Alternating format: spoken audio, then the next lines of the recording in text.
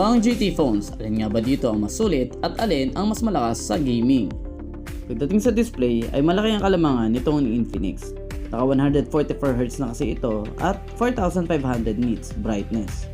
Dagdag mo pa na protected ito ng Corning Gorilla Glass 7i, kaya makakasiguro ka na matibay yung screen na ginamit dito. Mas lumaki pa nga ang lamang nitong Infinix GT30 dahil mas mabilis yung processor nito at mas latest.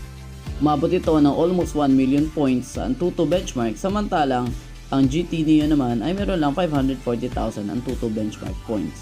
Makagandahan pa nito ay makakaasa tayo na meron tayong 2 major Android updates sa GT30. Pagdating naman sa storage, pareha silang meron 12GB RAM at 256GB na internal storage.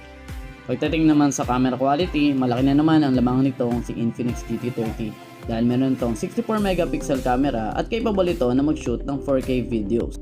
Pagdating naman sa battery, tabla lang sila dahil pareha silang merong bypass charging.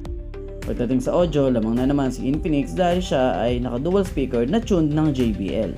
Mas buo at mas maganda yung quality ng sounds dito sa Infinix GT30. Pagdating sa dimensions, lamang pa din si Infinix. Bukod sa mas maganda na yung mga color options ito at mas marami, meron din itong IP rating.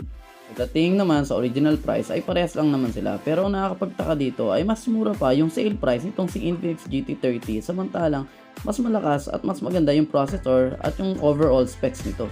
Bukod sa malaking discount, madaming freebies, ay talaga namang overall panalo itong si Infinix GT30. Lalagay ko na lang yung link ng GT30 para makabili na kayo. Follow for more reviews.